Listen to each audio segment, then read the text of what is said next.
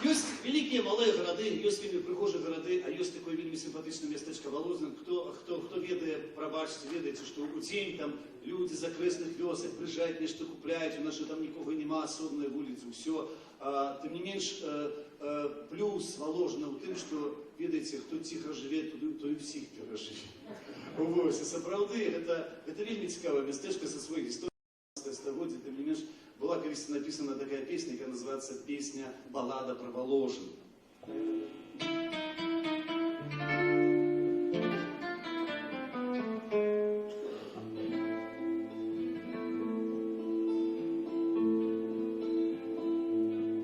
Калі з маленства захапляўся падарожжамі і не скрыгочуць ланцугом на шыі дзеці,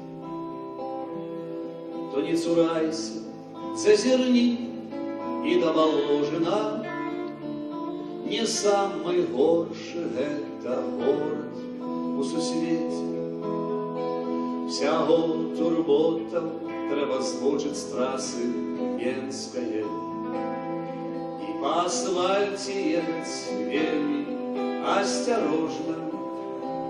Калі цярпенне маеш сапраўды анельскае, тады лічы, што ты ўжо трапіў да Воложина.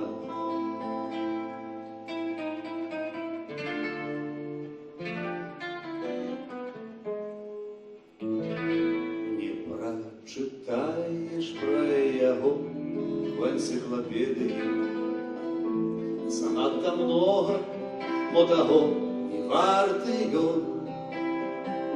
Нема ў ім цудаў, пірамідаў і мядзведзяў, не начаваў там Бонапарт Наполеон.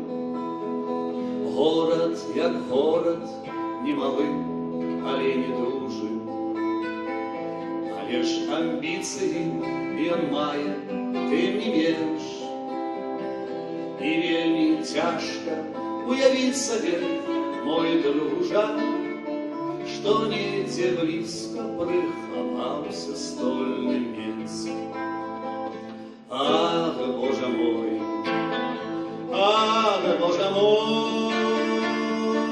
чаму так сумна у Воложине? Ах, Божа мой, чаму так сумна у Воложине? Міліцыянты і кабеты непрыгожыя, жаўнеры, цыганы, старое і малое, все на вакзале пазбіраліся у Воложине. Быў у каўчэгу запаветным дзядзькі Ноля, перамяшалася тут крамнае і срэбнае, перапляліся мільёны слоў і спраў, і кожны цягне нешта цяжкае, патрэбнае, і кожны хваліцца, па чым ідзе дастаў. Ах, Божа мой,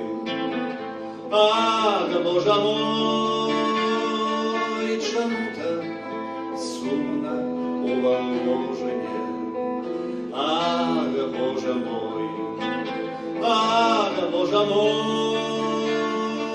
чаму так сумна у Воложине? Узкія вулічкі, прыземістыя хаткі, кветка ў гародчыку шчасліва зігаціць. Татары, шведы і жыткі, і дэмакраты все прамінулі, а ён быў і будзе быць.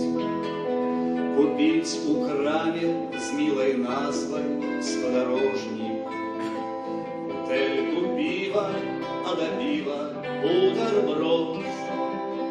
У аўтобус сесці і сказаць: бывай, Воложино, жыві, трымайся, мо сустрэнемся праз год. Ах, Божа мой, Боже мой, чому так сумно уголожение? Ах, Боже мой, чому так сумно уголожение?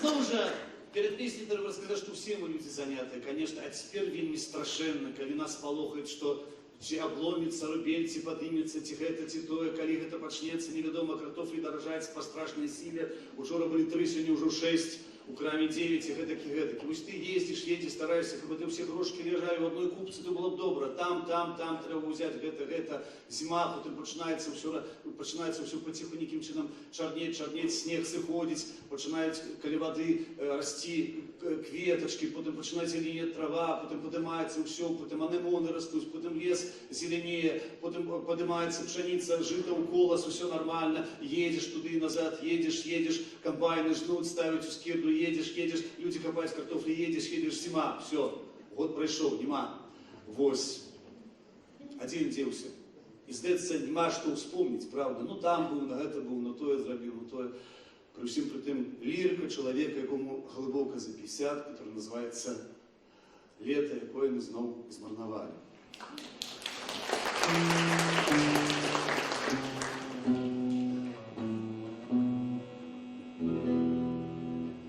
Поле по желтой мяжи, узкими стежками, полом лугами, долго за нами бежить. Лето, якое ми знов змарновали, лето, якое ми знов змарновали.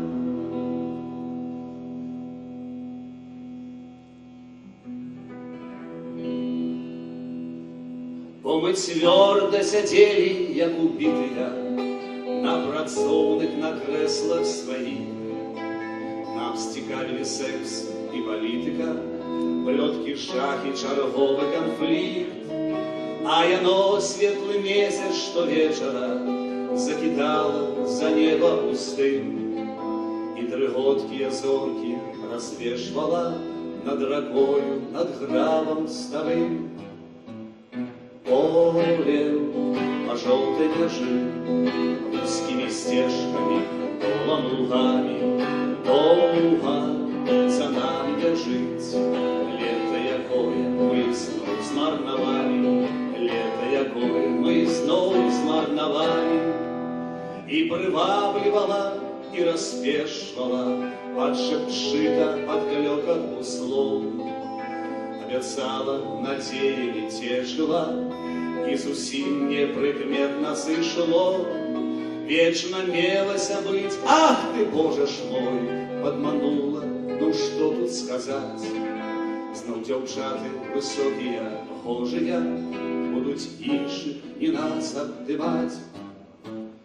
Полем по желтой мяжи, узкими стежками, полом лугами, долго за нами бежить. Лето, якое мы знов змарновали, лето, якое мы знов змарновали. Хутка станем старыми, нямоглыми, усё обвострыцца, усё забаліць. И за справой внутренних органов перестанем и есть, и пить. А одной вечерней часиною залетает бабуля с косой.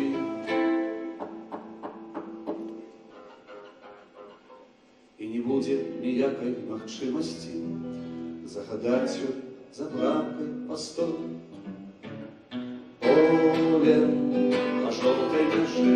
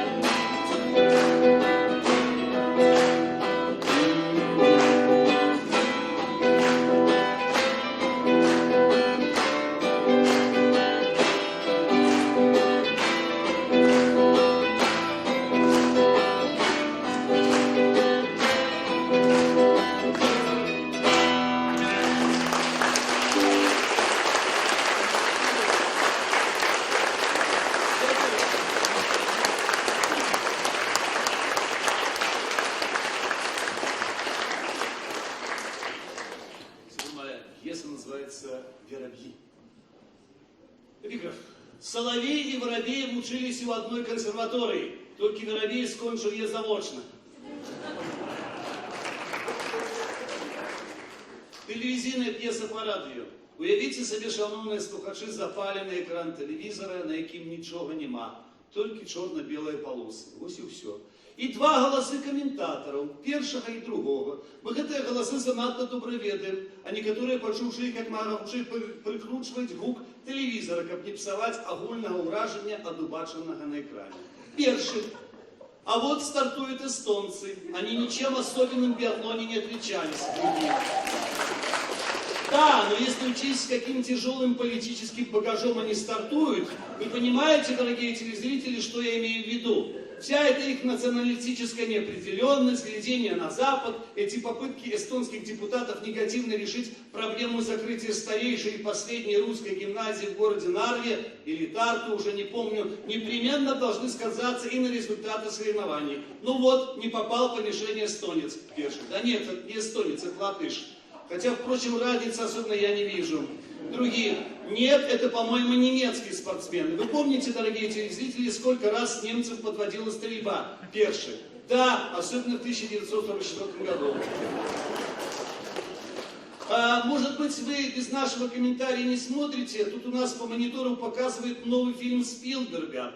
Судя по тому, что происходит в нем, это вторая часть парка юрского периода. Другие. Да нет, это старый фильм, это про Мюнхенскую Олимпиаду, когда террористы захватили в олимпийской деревне израильских спортсменов. Перший. Какие израильские спортсмены, Владимир Алексеевич, когда по экрану крокодильчики бегают? А вот 83-й номер уходит. Куда? Другие. Да, до последнего решил бороться, так сказать, если не сорвет 2 стрельбы. А вот наш биатлонист Магомат Растрестулин под 13-м номером, но все равно идет, несмотря на номер, уверенно отстреливается и, обогнав украинского биатлониста, идет дальше. Перший. Да, я представляю, с каким политическим багажом и настроем на спортивную борьбу вышли на эту гонку украинские биатлонисты. Каждый год у них там в Киеве что-то происходит, эти схватки голубых с оранжевыми и оранжевых с голубыми, а страдает прежде всего спорт, престиж государства. Вот опять не попал украинец по мишени другие. Это китайский спортсмен. Кстати, о китайцах. У нас в школе, где я учился, учитель истории всегда шутил приблизительно так. Дети, знаете ли вы, сколько в мире китайцев? Так вот, если с утра китайцев поставить в шеренгу и начать расстреливать из автомата, то к вечеру всех не расстреляешь. Ха-ха-ха. Это я к тому, что в последнее время очень много китайцев стало появляться на международных соревнованиях, не знаю даже, хорошо это или плохо. Впрочем, вам судить, дорогие телезрители. А говорят, генеалогические корни нынешнего украинского президента произрастают из Минской или Витебской области. Любопытный факт. Вот нам показывают шведов, нет норвежцев. Окончил гонку норвежский спортсмен, стучит по лыжам. Пеший. Да что по ним стучать, они ж не из дерева. Устал, да, нелегкие погодные условия. Интересно, в каком состоянии у них при таких условиях сельское хозяйство. Вот этого австрийца, хотя он плохо стреляет, все время показывают по телевидению. Почему? Когда есть масса других, более заслуживающих внимания спортсменов. Другие. Никита Михалков здорово провел церемонию открытия. Он еще здорово про этого инженера из Норильска рассказал. Правда, в Европе таких вещей пока не понимает. Так мы с ним 2 часа стояли, даже сфотографировались, и он нам подписался на экземпляре нашей спортивной газеты. Да, вот с ним, Перший, с инженером, говорит, да нет, с Михалковым, что не помните, Алексей Владимирович? Перший, с трудом. Столько событий в один день, столько знакомств, тут тебе и звезды биатлона, политики, бизнесмены, голова кругом. Тем более, что временная разница на час позже, чем у нас. Проблемы другие. К сожалению, самая большая проблема в соревнованиях – проблема питания комментаторов. Обедов не дают, а если дают, то не вовремя и вечером. Перший, вы-то хоть сало привезли, другие. Да, как говорят у нас, и сало, и до сала. Таким чином, шановні телеглядачі, підійшов до кінця ефірний час нашого репортажу о першому дні чемпіонату світу по хокею, про ваше біатлоні. З вами разом у студію в канадському городі Ванкувері були коментатори національного першого каналу, а пошні ягоне слово заглушає сигнал панорами. Ми так і не довідаємося про все життя, хто був з нами. Шкода.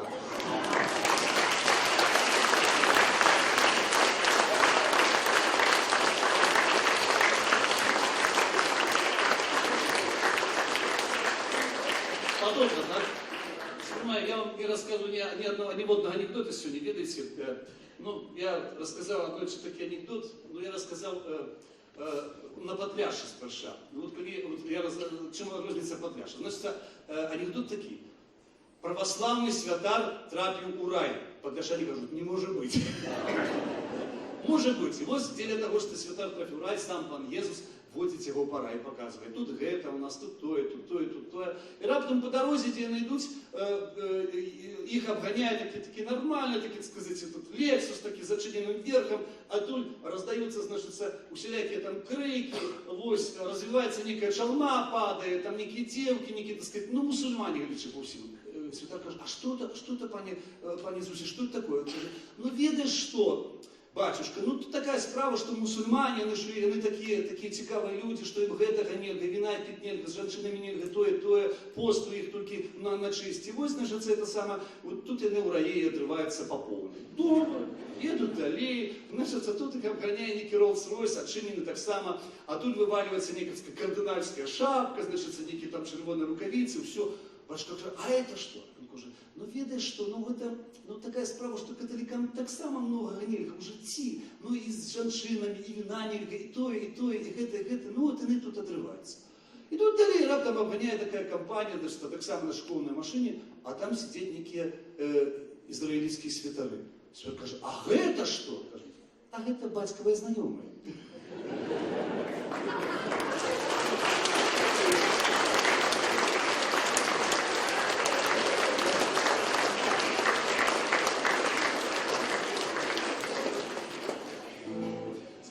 Зараз ми зіграємо, заспіваємо абсолютно 5 нових пісень, які ще ніхто ніколи в житті не чув і не бачив, а причому нас зіграємо. Справа в тим, що, видите, я не веду, яка психологія у жанчин, тяжко мені це зрозуміти, але у мужиків психологія буває час від часу така. Коли на тебе навалюється звикло вельми много проблем, ти хочеш, як це кажуть, соскочити, так? Что-то нечто такое у тебе прорывается. Вот я однажды памятаю, видите, что со мной было. Я ехал на черговый, по-моему, фестиваль белорусской культуры в город Калининград. И это было так, что я сперва меня знакомая режиссерша подкинула там до Плотска, с Плотска я доехал до Ольштина, потом думаю, так Гданьск не ехать, что ехать туда на Барташице. Боже, треба было ехать на такие пересадки, а то делят охотников заспевать 10 песен у Доме моряка, у Игоря Шаховича на фестивале белорусской культуры. И, значит, ну я доехал до Ольштина, я доехал до Бартошиц, потом я шел пехотою, потом меня некие поляки подвезли, потом меня перекинули по межу, потом я позвонил Игорю и забрал. Але, была такая классная весна, видите, мы подъезжали под станцию, которая называется Корша. Есть такая станция в Польше, можете проверить. И мне захотелось просто, видите, просто вот сести на некой станции и пропасть. Мне было так тяжко, просто, ну, мне было сапраўды тяжко, але я потом зразумел, нельга, тебе там чекают люди. И то же самое, не здивляйтесь, тут будет про буслы, про оранжицы. Я когда первый раз трапил на станции оранжицы, знаете, как лужанка. Я зашел в буфет станции, видите, что сдивило? Стоял на полках вино, которое называлось флорентийское. Причем написано было по-русски. Блюз замкненного кола.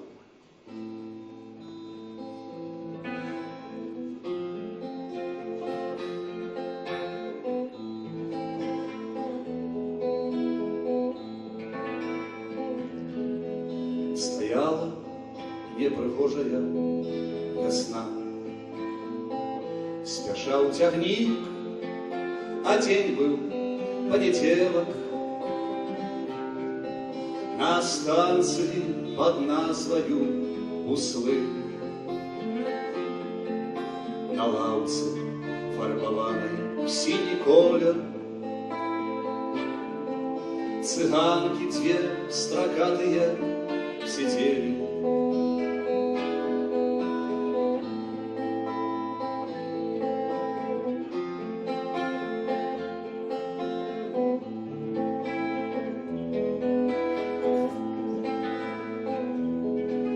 Не клеилася з раніцы нічога, і дрэнна ехалася, хоць трэба было ехаць. Не радаваў ні месяц красавік, не дрэнная, як посцілка надвор'я, ні нават тое, што спяшаў цягнік. І раптам паміж Лунінцам і Пінскам, паміж Дзевятай, а Дзевятаю 15, сэнс майго жыцця змарнеў паволі, а потым і зусім знік. І уявілася смяхотна, бессэнсоўна усё, што зрабіў і не зрабіў дагэтуль. Жыццё нібыта плыткая рака, а ты маёй маленькі папяровы плывеш, уцякаеш, а ці варта уцякаць? І захацелася адразу назаўсёды сваё жыццё у гэты дзень нядобры шэры перамяніць, перамяніць свой новы пашпарт, рэчы і паперы, сысці на некай незнаёмай станцыі. Свой новы пашпарт, рэчы і паперы, пасведчанні, усялякія квітанцы, колодиш пляснуть, вслед бывайте прокричать, и не без чистой облеванной дошки обнова биографию почать. То я сышел на станции оранжицы, залез одразу неудало у калюгу, пайшоў буфет і там пакуль відно. На пару мы з мясцовым валасугаю хляпталі флоренційскае вино. Прачнуўся я у цягніку, быў ранак. Цягнік стаяў на станцыі услы, на лаўцы фарбаваным сінім колер сядзелі дзве пстракатыя цыганкі.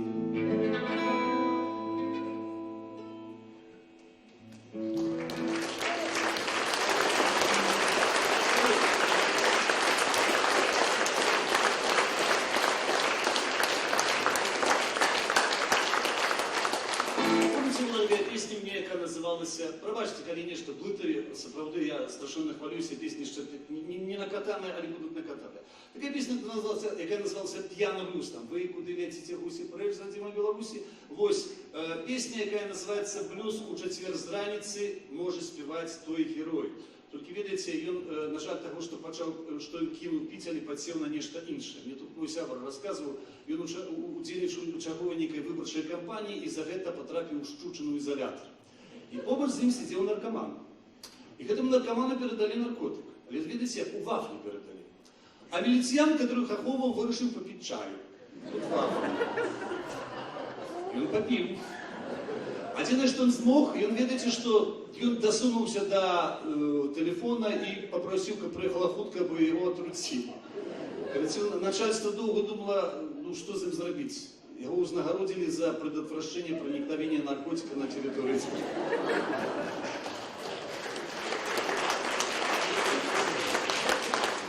Его прикупа зараз погоняла: вафля, пойдем чайку попьем.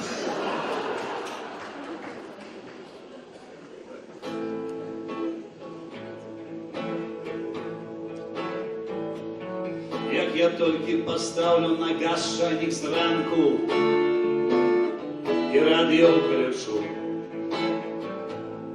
и послухаю, что в свете робится, творится, то не хочу. ні в якою там щирою Азію, шмачію, не в Пакистан. По знакомых по улицах лепетут лазится, тут, а не там. В нашем крае спокойным, безмежным шлют одные, другие только шлют. А там недер одные, других бьют и режут. У нас Макшима спокойно сопнуть. Але только ступлю человеком на улице, одразу чую в нашем городе некий нелад. Раздушили Жигули, ворону улицу, перелетая снег подчас коляд. Обокрали киоск со спиртными напоями, ей ладить спроводят черговый парад. А милиция швендая тихими тройками, собираешь его словостойкое пролетариат. Ни комфорту, тебе, ни роскоши, что другим, альбо хам, альбо зверь. И кончаются у пятницу гроши, и спасняется наркокурьер. И у души начинает дробиться и множиться некий сумнев. Может, нечто я там переплытал сторожився, не доглядел. Може, встав я не з тої ноги, може, треба було на годину мне вийти в город поздней. Може, город не только стать только люди были. Мало людей. То й учора розбився на трактори, то й п'ю і забився на умор. Той крав і потрапив за крати, той жив і раптовно помер. Нам життя щогодинно зміняє умови, але не шиша. Не лежить до всіх гэтых рекламов і слоганов тваром душа. Купить бы билетик за 30 копеечек, на вокзале купить и поехать в Пустовці по маленьких гробичках пиво попить. Але в Пустовці теперь не заедешь за гроши такие, нават не бар. Дякую Богу, четверг годинник скончився, а наркокур'єра нема. А наркокур'єра нема. А наркокур'єра нема.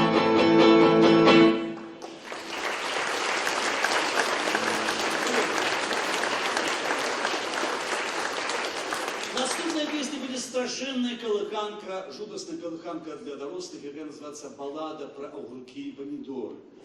Пане цікавісті у Дубовці, будь вірш «О Білорусь», має шипшина, зелений ліс, червоний цвіт, тут так само буде присутнішать такі кольори, різні кольори в оголі тут будуть, але просто це така казка, якою молодий чоловік може заполохати молоду дівчину. Летіть.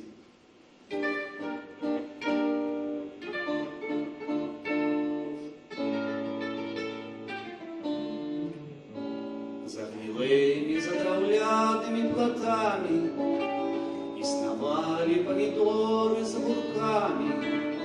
Помидоры червонели, зеленели огурки, а над ими шепотели об одни мотыльки. Там были еще и іншие загоны, на которых нечто пхнулося росло. Конопля, капуста, дольче віта, розные там зелье всех колеров, але нас цікавить менавіта ні авёс, ні грэчка і ні жыта, толькі лёс тых агуркоў і памідораў.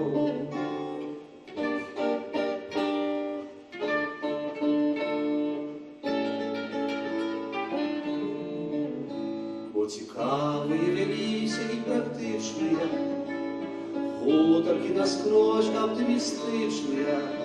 По заходе солнца, як поснула в свече, і шапталі памідоры агуркам. Вось за гэтым плотам едзе там, нас чакае будучыня свет. Вырастем, то зробімся вучонымі, зоймемся бінарамі, біномамі, а шчаслівым просьму чалавецтва. У такой вось атмасферы і рэаліях памідоры з агуркамі дашпявалі.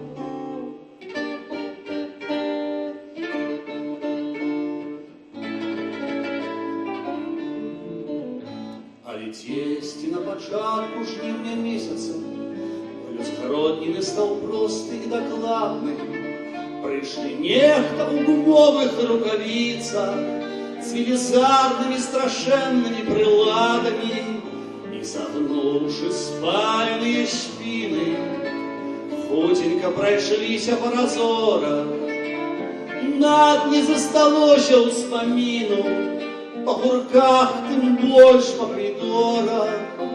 Нехта ўсё стараліся збіралі, що каши туди-сюди носили, помидоры замариновали в слоиках, огурки у кадушцы посолили.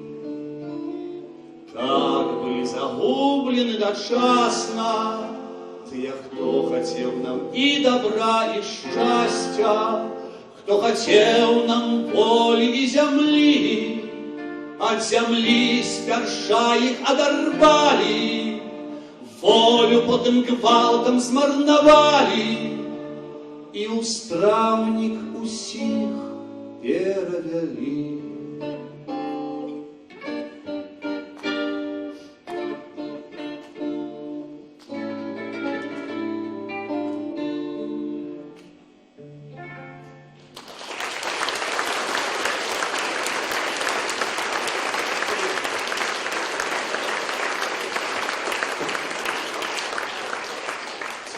Вы не думайте, что вы зараз я буду, значит, солидаризоваться. Я просто хочу вам сказать только одну такую вещь. Я страшенно люблю Украину. Я вельми люблю Украину. У меня там вельми много сябров.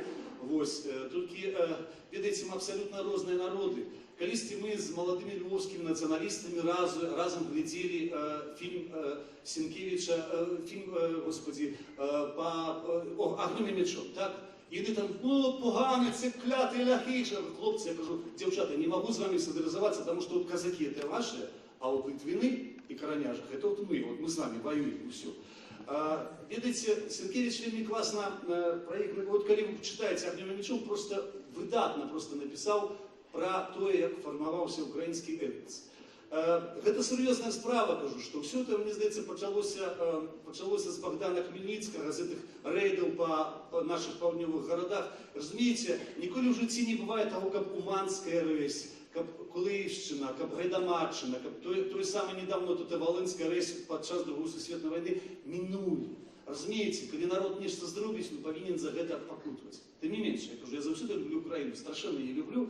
И вот однажды, когда я ехал, мы ехали с Крыма, с поўдня, и видите, ну, некий такой город украинский, некий такой дивный, город такой маленький, и были опошние некие гривны, я забег в аптеку купить некую мазь, нечто там такое. И видите, в окенце сидит пани-провизор, это такая блондинка, такая лялечка, такая, значит, такие блакитные великие очи, такие все, и без перстенка. И думаю, боже, как был молодший годов на 20, просто взял бы одразу за руки, вытянул и повез бы с собой.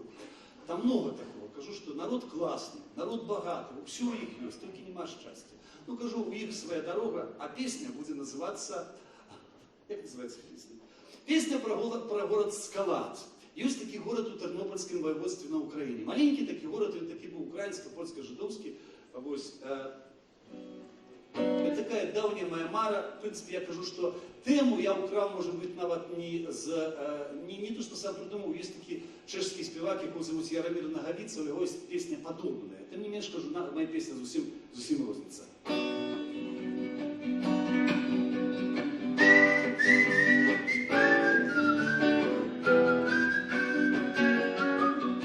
Эх, каб дал мне Бог еще один раз народиться ты, мой братья, я бы народился не у нас, а в Украине, в городе Скалаті.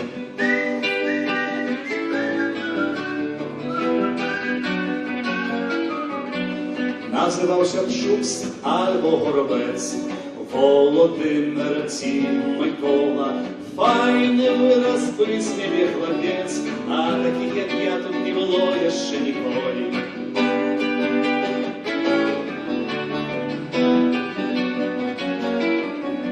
А покольки не злодій, не бандюк, з доброї працовної родини, а женився б з Оксанкой Ковтонюк, самою пригожою скалацькою дівчиною.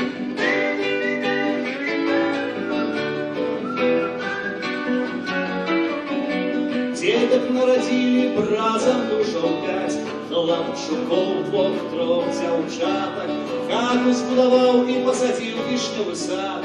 Это был бы толькі яшчэ пачатак. Дзеткі падраслі і пайшлі ў садок. Жонка працавала фармацэўтам, а ў хлебе парохваў барсучок з галіцыйска-капсульскім акцэнтам.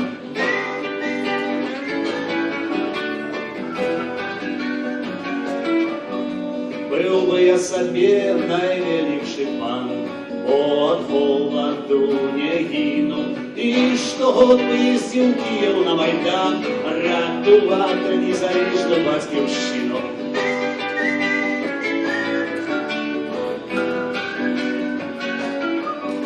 А у вишнях завелися солов'ї і співали аж до рана. Нема у світі пригожейшої землі, жив Україна, ненька Макохрана.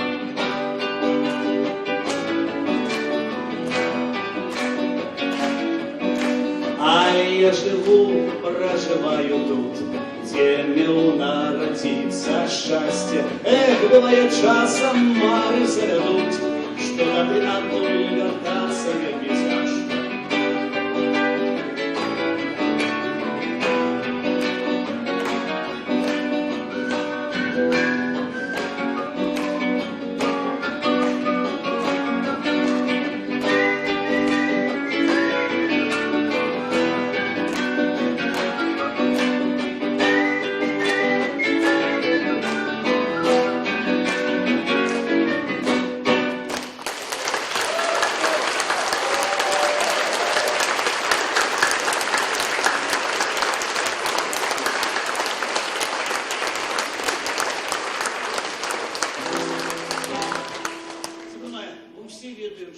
Хутка, і на дійсті за Кузницькою горкою, може на Запіренені, може на з Альпами, може на дійсті в Скандинавії заблудилася, може і бідної те саме зле, те Санта-Клауса посадили у клітку і не кормить, не поють, а вона завсюди до нас приходить, вона мусить до нас прийти. Ось. Помните, у нас колись у нашого народу був такий класний звичай співати пісні, які називалися «Веснянки». Це просто треба цю весну кликати, і тоді вона почує і прийде до тебе. Неважно, де вона прийде. І буде у нас усе. Все у нас буде. Тому що ми варті, щоб у нас було все. Правда?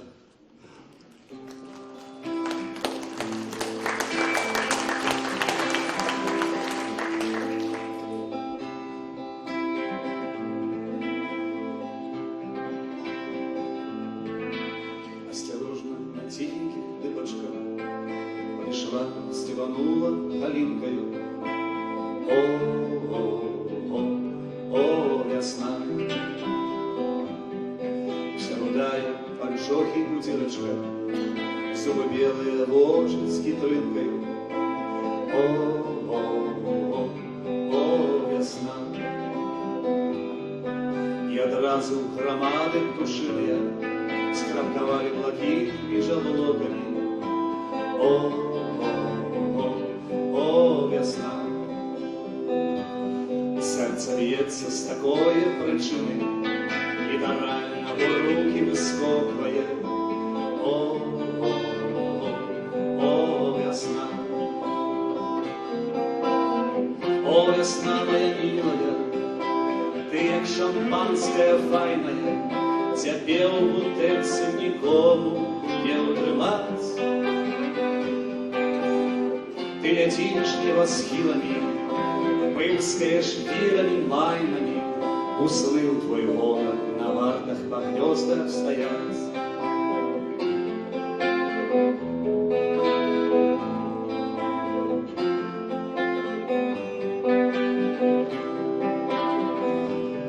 Будем бегать напьёнными босами под дождем золотыми полосами.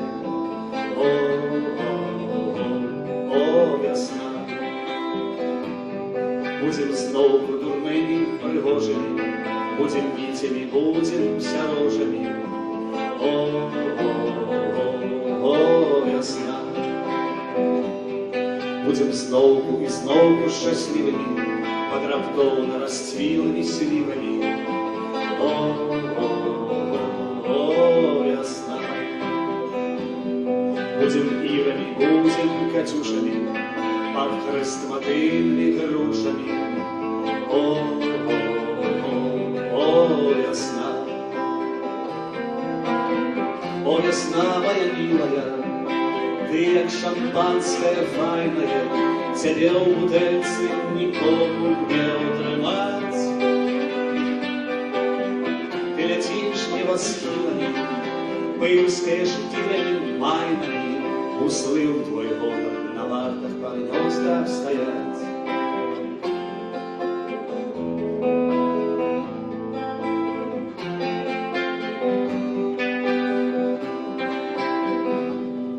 Осторожно на тихеньких дыбочках, садами, лугами, за луками. О, иде весна. Притулить, поместить и вылечить всех сиротов, недойдов, придурков. О, весна. Прибере, фарбує, змайструє, роздасть поярку і повершу. О, весна. Ось і вол паралелі чує, эх, тільки вдержить до бережа. О, сахарика. О, весна моя милая, ты як шампанское файное, тебе у бутыльце никому не удрымать. Ты летишь небосхилами, пылскаешь тирами майнами, услыл твой голод на вартах по гнездах стоять.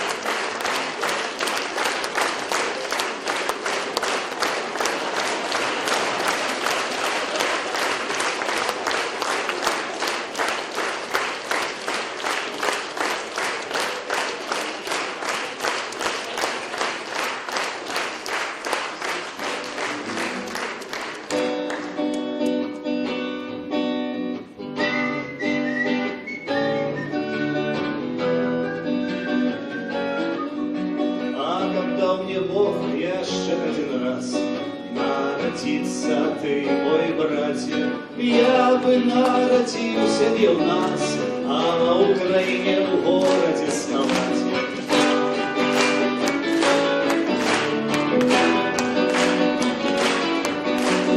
Називався б Шуст або Горобець, Володимир Тім Микола, справний безбизний хлопець, а таких, як я, тут не було ще ніколи.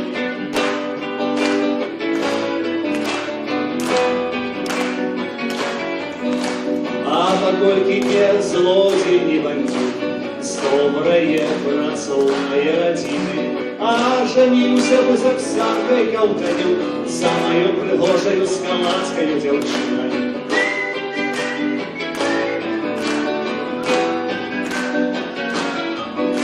Деток народили разом душов спять, Хлопчуков Бог трох девчаток, хату сплавал и посадил вишневый сад, это был бы только еще отшаг.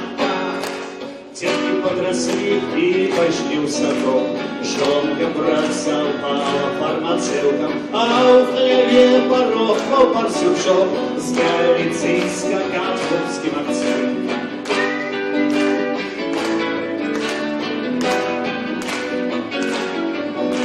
Был бы я себе наилегший пан, и от голоду меня гинул, и что год бы ездил Киев на Майдан, радувати незалежну батьківщину.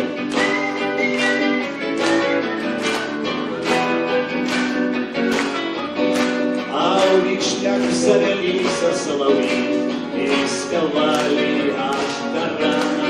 Мимо у свете пригожейшей земли, что Украина ненька покопана.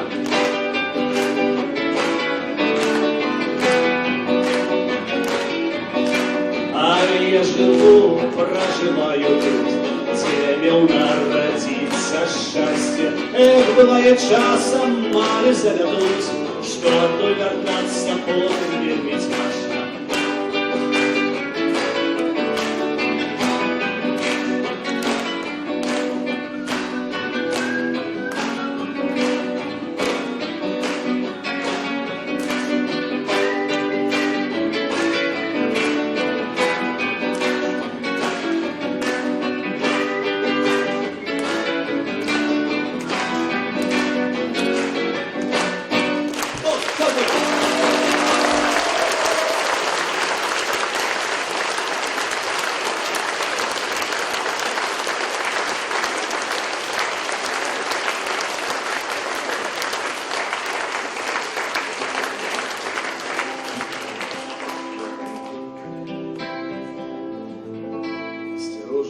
тихеньких дыбачках подошла, стванула калинкою. О, весна. Зубы белой кожи с китлинку, панчохи в утирочках. О, весна. И одразу громады птушиные скрапковали кулаки и жаблоками. О, весна. Серце б'ється з такої причини, літерально у руки вискокує. О, весна. О, весна, моя милая, ты як шампанское файное, тебе в бутельце николю не утрымать. Ты летишь небосхилами, пырскаешь тирами, майнами, услыл твой год на вартах по гнездах стоять.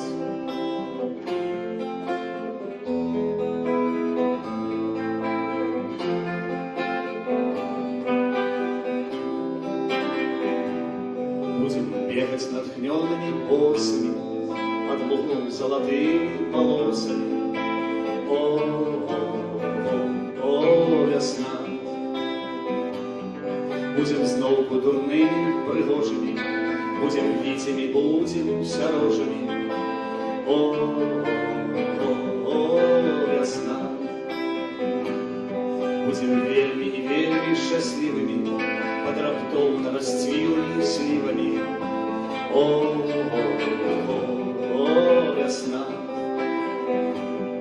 Будем ирами, будем катюшами, под хрестоматыйными грушами. О, весна. О, весна моя милая, ты як шампанское файное, тебе у бутэльцы нікому не утрымаць. Ты летишь небосхилами, пырскаешь вирами майнами, услыл твой робот на вартах по гнездах стоять.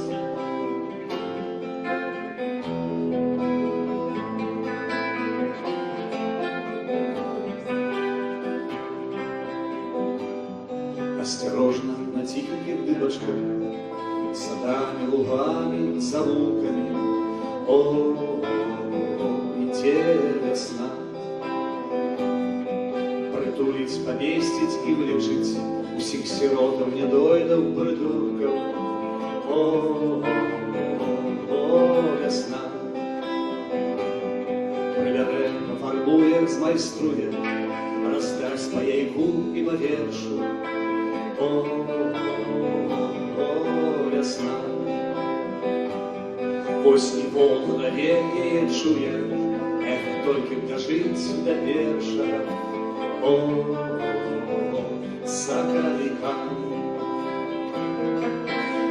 О, весна моя милая, ты як шампанское файное, тебе у бутыльцы никому не утрымать.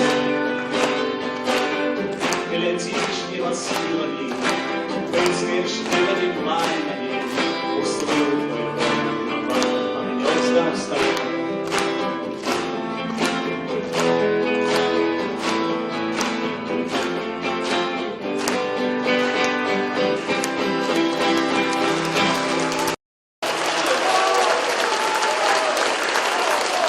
Афанасий Константинович и люди, которые пришли на концерт.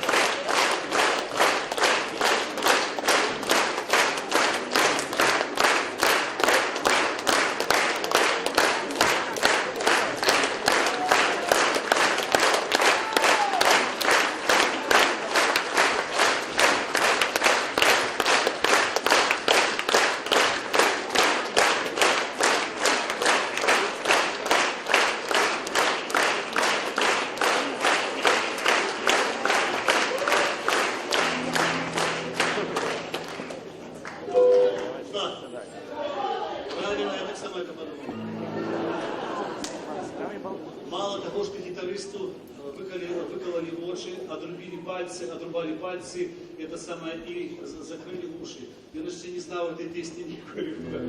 Остап Ибрагимович Мендель играл в шахматы второй раз в жизни.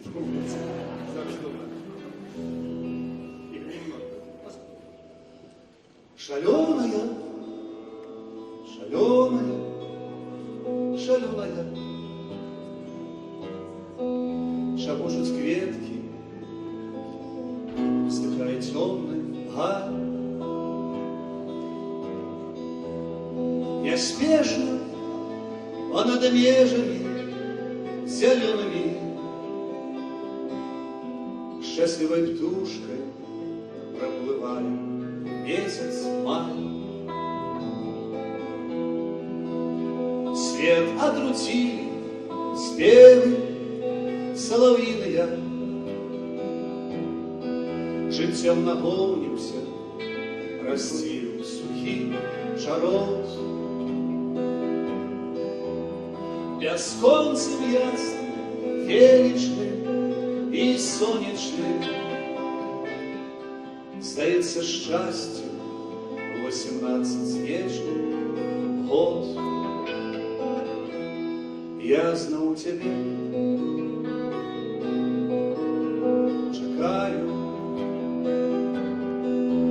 спокою мары не дают.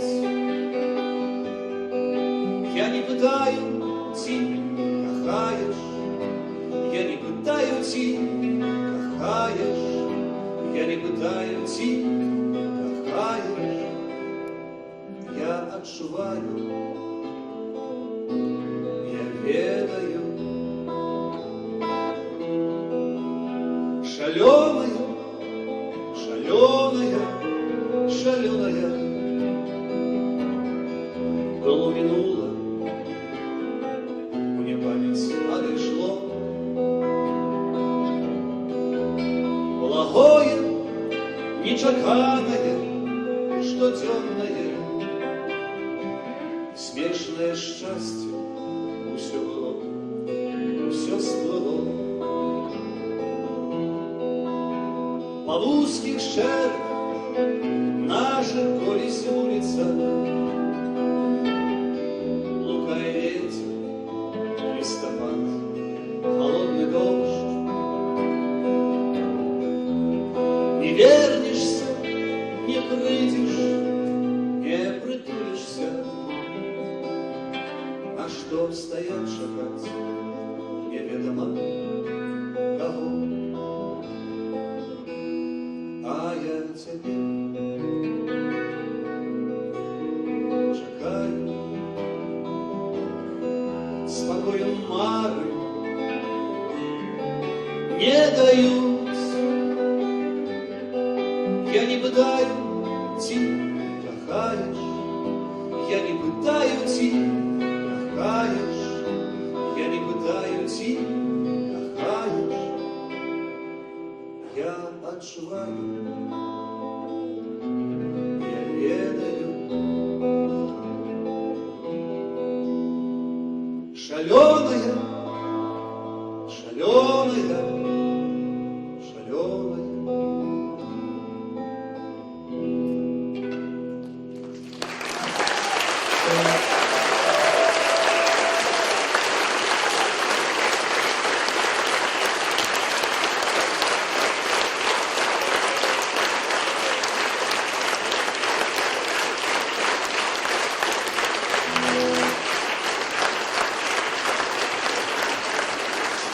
Не бежите, все